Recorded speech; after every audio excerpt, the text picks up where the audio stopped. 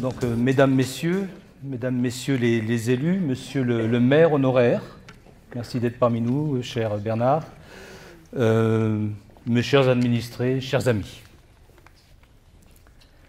Comment formuler des vœux pour l'année 2019 sans évoquer la grogne qui retentit dans notre société depuis quelques années, mais qui depuis le 17 novembre dernier a pris une toute autre ampleur.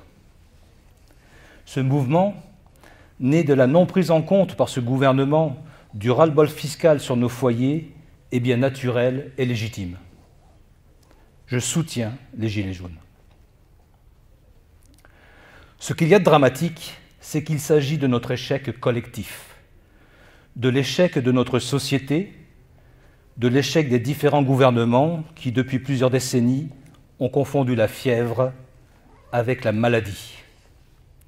La fièvre n'est que le symptôme de cette société qui n'a pas su se renouveler, de cette société qui n'a pas su être courageuse, de cette société qui a perdu les valeurs essentielles du travail, de la famille et en partie les vertus de la devise de notre République française, la liberté, l'égalité et la fraternité. Alors, depuis 1981, pour faire plaisir, on a saupoudré, on a partagé le gâteau plutôt que d'en fabriquer un autre. Notre échec collectif est le fruit de la démagogie qui prévaut. Arrêtons de faire l'autruche. Le moment est grave, nous devons nous ressaisir. Beaucoup parlent de pouvoir d'achat, moi je préfère parler de pouvoir de vivre. Maire de Maran, quand à la fin de ma première semaine de mandat, on me dit « Vous partez, monsieur le maire ?» Je dis « Bien oui, j'en ai terminé pour aujourd'hui. Excusez-moi, j'aurai des bons alimentaires à vous faire signer. » Et oui, mesdames, messieurs, chers amis, certains d'entre nous n'ont pas suffisamment de moyens pour se nourrir à Maran. La voilà, la fièvre qui réapparaît. Notre démocratie est vacillante. Faisons encore confiance à nos élus parlementaires. Ils sont légitimes. Soutenons et accompagnons leurs actions. Pour cela, ils doivent être libres.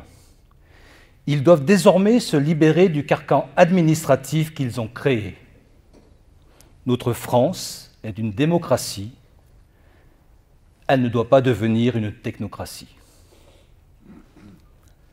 En 1966, Georges Pompidou écrivait et disait « Mais arrêtez donc d'emmerder les Français. Il y a trop de lois, trop de textes, trop de règlements dans ce pays. On en crève. Laissez-les vivre un peu et vous verrez que tout ira mieux. Foutez-leur la paix. Il faut libérer ce pays. » C'était il y a 52 ans. La clairvoyance de Georges Pompidou n'a pas été entendue.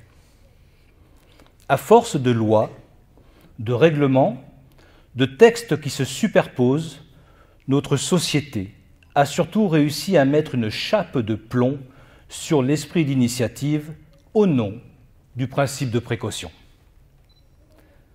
Maire de Maran, avec mon équipe, nous sommes ces facilitateurs qui vous accompagnent au quotidien dans vos initiatives de tous ordres. Mon devoir est d'encourager les bonnes volontés qui veulent faire et servir. Depuis mars 2014, les Marandaises et Marandais ont souhaité un changement de municipalité afin de les conduire sur un chemin plus dynamique, plus audacieux et plus déterminé pour faire valoir leur commune, chef-lieu de canton. Nous réveillons Maran.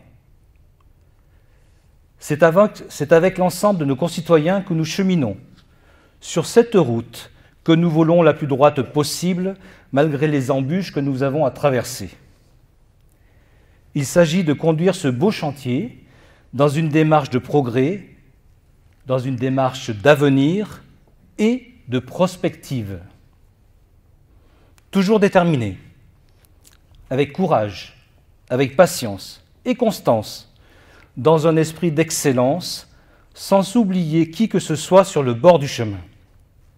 Nous redéveloppons l'attractivité économique, culturelle, sportive et touristique de Maran.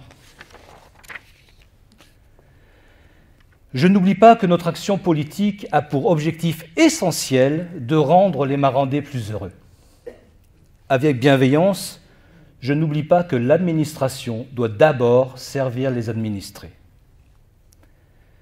Depuis 2014, nous avons entamé la redynamisation de Maran en enclenchant la mutation de notre ville par son port. Libéré de l'emprise des bâtiments de Soufflet Atlantique depuis décembre 2015, 10 000 m² sont désormais disponibles pour de futures résidences. Nous avons réalisé la passerelle rétractable des portes d'Ebbe. Nous avons installé de nouveaux pontons qui rendent le port plus attractif. Au printemps 2019, le nouveau stationnement dit du bout des Barques sera terminé et ouvert aux camping-cars et aux véhicules légers. C'est aussi au printemps 2019 que commenceront les travaux de construction du poulailler, conservatoire valorisant la poule de Maran et la réalisation des nouveaux jardins familiaux. En 2020, ces travaux seront réalisés et participeront à la nouvelle attractivité de notre commune.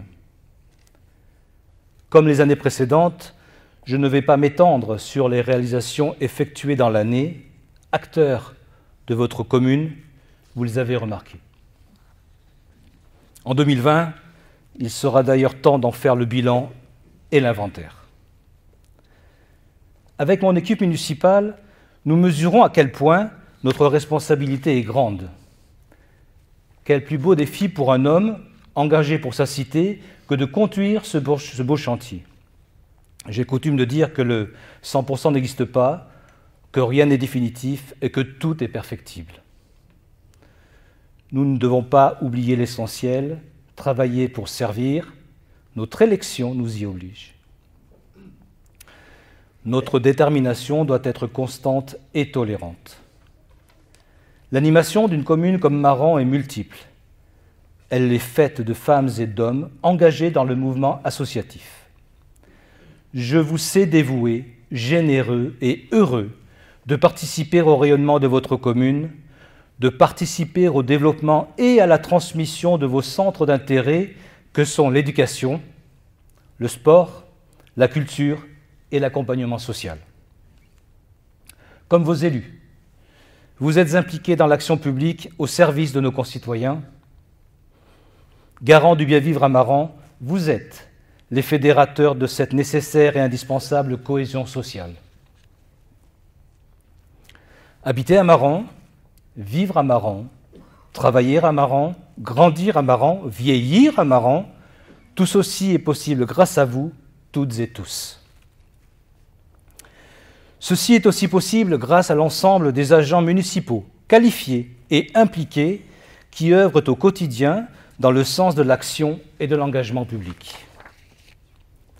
Ils connaissent ma volonté, mon état d'esprit, et je salue ici leur capacité d'adaptation et leur dévouement au service de nous tous. Je voudrais aussi saluer l'engagement des sapeurs-pompiers volontaires du centre de secours de Maran.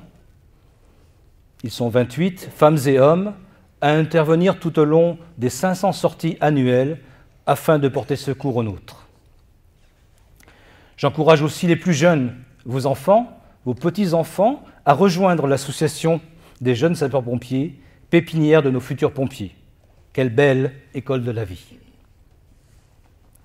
Bien entendu, au nom du conseil municipal, je souhaite aussi rendre hommage aux forces de l'ordre que sont la gendarmerie nationale et la police municipale. Au-delà de leur mission régalienne, ils ont aussi un rôle de plus en plus social.